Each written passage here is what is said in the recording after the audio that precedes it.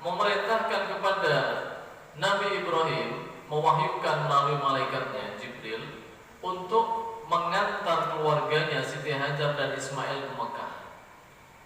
Padahal Nabi Ibrahim saat itu tidak mengenal dan tidak pernah melakukan perjalanan ke Mekah.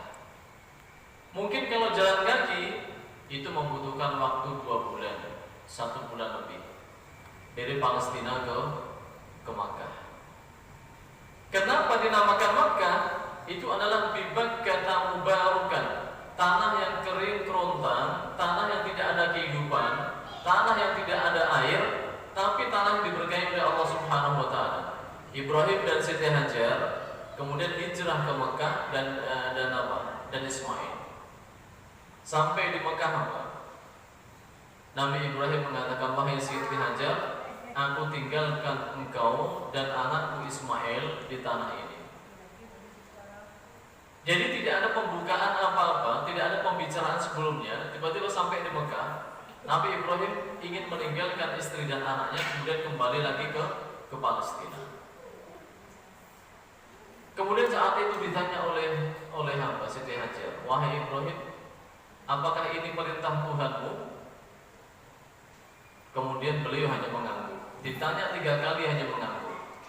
Kemudian Siti Hajar melalui ilham yang mungkin beliau dapatkan, berarti innallaha la yudhayyuna, Allah tidak akan menyia-nyiakanku. Kemudian Nabi Ibrahim kembali balik arah, kemudian kembali ke Palestina. Nabi Ibrahim dalam keadaan sedih yang sangat luar biasa.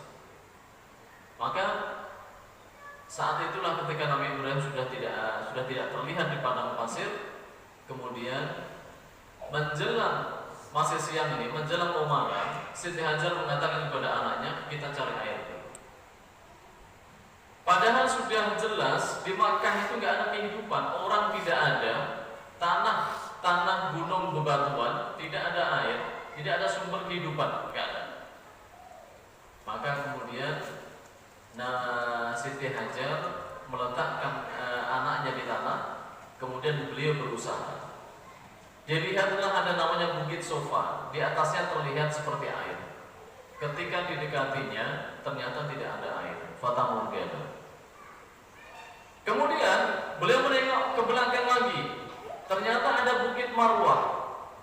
Kemudian Siti Hajar berlari-lari kecil sampai pertengahan batas itu. Kemudian berjalan sampai di Bukit Marwah, tidak ada air lagi. Di Bukit Marwah, beliau melihat di seberang sana ada air. Di Marwah, kemudian beliau berlari-lari kecil sampai di sana tidak ada. Sampai 7 kali beliau bolak-balik mencari air dan tidak ditemukan air itu. Hari menjelang malam, beliau mendekati anaknya lagi ke tempat anaknya Ismail. Maka ketika sampai di Ismail itulah terlihat ada kucuran air, pancaran air di bawah kaki anaknya. Beberapa perawi atau athar yang menceritakan bahwasanya air itu adalah diriwayatkan hentakan dari kaki Ismail. Ada yang mengatakan itu adalah kepakan sayap malaikat, sehingga mengucurlah air dari tanah itu. Kemudian Siti Hajar kemudian membuat bendungan kecil untuk menampung air Zam-Zam itu. Makanya air itu dinamakan Zam-Zam. Zam-Zam itu bukan dari Makkah bahasanya, tapi itu berasal dari kata di Palestina. Zam-Zam yang artinya mengumpullah, perkumpulan. Air yang mengumpul itu dinamakan air Zam-Zam. Maka ada satu riwayat, seandainya Siti Hajar ini tidak menampung air Zam-Zam, tentulah kota itu akan penuh dengan air, banjir dengan air. Tapi ditampung. Nah, sangat luar biasa. Dari zaman Nabi Ibrahim sampai sekarang, air Zam-Zam masih mengeluarkan airnya diminum jutaan manusia dan tidak pernah habis. Nah,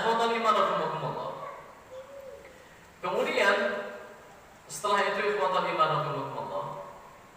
keadaan saat itu menjadi hidup. Ada perasaan Siti Hajar menatap kehidupan.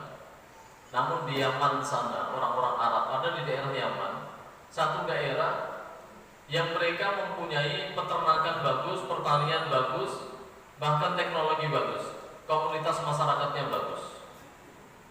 Saat itu mereka apa? Kehabisan apa? Jadi ada bendungan besar di Yaman itu. Bendungannya apa? Kering, nggak ada airnya. Kemudian mereka berhijrah, ingin mengarah ke utara. Yaman kalau di posisi di Arab itu, di posisi di paling pojok kiri di bawah. Kemudian dia ingin naik ke utara, ke arah utara dan melewati Makkah. Namun ketika melewati Makkah itulah terlihat banyak burung berkeliling-keliling di seputar tanah situ, tepatnya di atas air Zam-Zam. Maka orang-orang Yaman itu kemudian mengatakan ini berarti ada kehidupan di bawah burung-burung itu, karena nggak mungkin ada burung di sana kalau nggak ada kehidupan. Akhirnya suku itu kemudian mendekati ke daerah yang Siti Hajar dan Ismail itu tinggal.